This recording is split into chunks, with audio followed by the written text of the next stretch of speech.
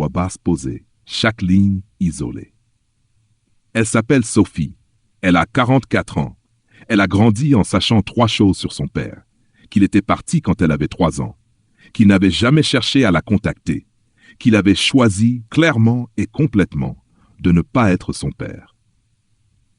Sa mère le lui a dit, souvent, de 1000 façons, pendant 40 ans. Ce que Sophie a découvert à 44 ans, en un seul appel, c'est qu'aucune de ces 3 choses n'était vraie. Et ce qui est arrivé à sa mère, quand la vérité est apparue, elle ne l'avait pas vu venir. Aujourd'hui, nous parlons de l'une des formes de trahison familiale les plus spécifiques et les plus dévastatrices. Pas la trahison d'un partenaire, pas la trahison d'un frère ou d'une sœur. La trahison d'un parent qui réécrit l'histoire. Le parent qui ne se contente pas de mentir sur ce qui s'est passé, mais construit une version alternative complète de la réalité. Et l'installe dans l'enfant si profondément que l'enfant construit toute son identité par-dessus. Se pencher légèrement. La psychologie noire appelle cela le détournement narratif. Et c'est l'une des formes de contrôle psychologique les plus totales dans un système familial, parce que cela ne contrôle pas le comportement. Cela contrôle la croyance. Rythme stable. La mère de Sophie n'a pas menti une seule fois. Elle n'a pas menti occasionnellement. Elle a maintenu un récit alternatif complet pendant 40 ans. Un récit si cohérent en lui-même, si émotionnellement renforcé, si intégré dans le quotidien, que Sophie ne l'a jamais remis en question. Pas une seule fois. Jusqu'au jour où elle l'a fait. La psychologie noire identifie 5 mécanismes chez le parent qui réécrit l'histoire. Les 5 étaient présents. Le premier, l'omission sélective avec charge émotionnelle. Le parent n'invente pas tout. Il prend des événements réels et en retire certaines parties. Son père était bien parti quand elle avait 3 ans. Cette partie était vraie. Ce qui a été retiré, constamment, pendant 40 ans. C'est pourquoi. Le deuxième, la disqualification préemptive. Avant même que l'enfant puisse questionner, le parent installe un filtre. S'il te parle un jour, souviens-toi qu'il t'a abandonné. Tu vois ce que cela fait? Cela crée un mensonge. Avec un système immunitaire, toute vérité future est déjà classée comme manipulation. Le troisième, la fusion identitaire. Sophie n'a pas seulement cru à l'histoire, elle s'est construite autour. Son indépendance, son autonomie, sa difficulté à faire confiance aux hommes, tout cela construit sur quelque chose de faux. Le quatrième, la punition émotionnelle de la curiosité.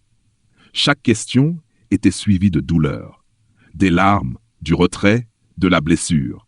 Et avec le temps, la curiosité disparaît. Le cinquième, le réseau de témoins contrôlés. Tout le monde racontait la même histoire. Grands-parents, tantes, amis de la famille. Il n'y avait aucune autre version, aucune sortie. Sophie est précise sur la blessure.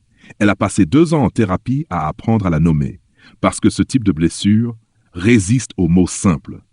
Ce n'est pas seulement une absence, c'est autre chose. Le vol de sa propre histoire. Chaque décision prise sur une fausse carte. Chaque relation marquée par une méfiance installée.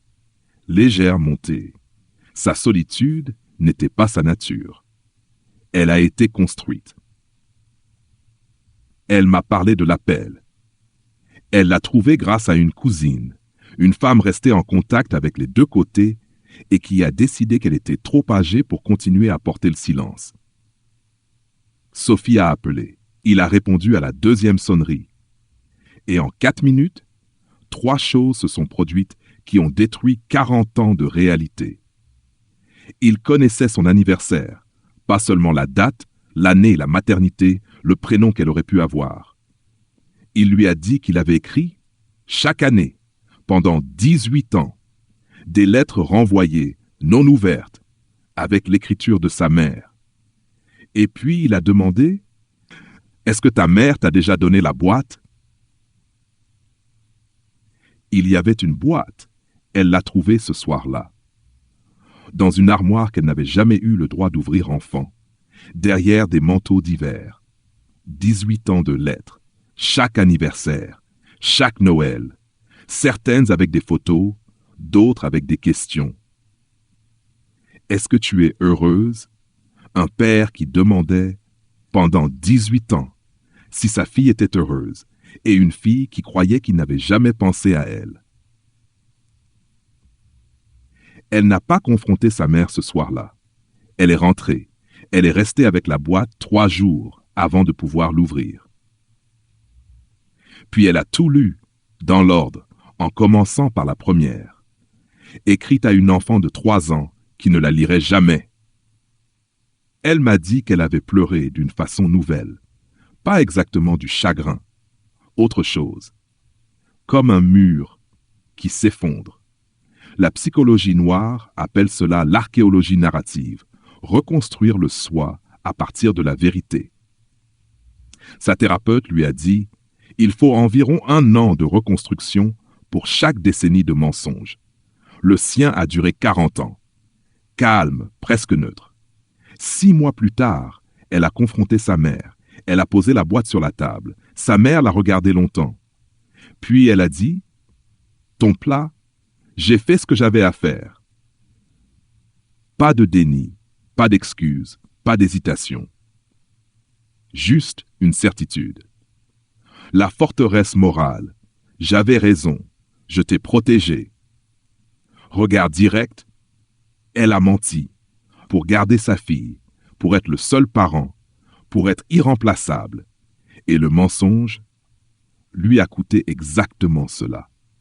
Sophie ne la déteste pas. Elle est claire là-dessus. Ce qu'elle a aujourd'hui, c'est de la distance. Une distance permanente. Parce que ce qu'il faudrait pour la réparer, sa mère ne peut pas le donner. Son père est dans sa vie maintenant. C'est fragile. C'est complexe. Mais c'est réel. Un mensonge dit pour protéger une relation finira toujours par la détruire. Pas émotionnellement, structurellement. 40 ans ont tenu l'histoire. Et puis, elle s'est effondrée. Très doux. Tu as cru ce qu'on t'a donné. La vérité ne t'a pas détruite. Elle t'a expliqué. Dis-moi quelque chose. As-tu déjà découvert que ton passé n'était pas le tien? Pas un détail. Une fondation. As-tu déjà trouvé la boîte? Dis-le-moi en commentaire. Parce que certaines histoires ne changent pas seulement le passé. Elles changent qui tu pensais être.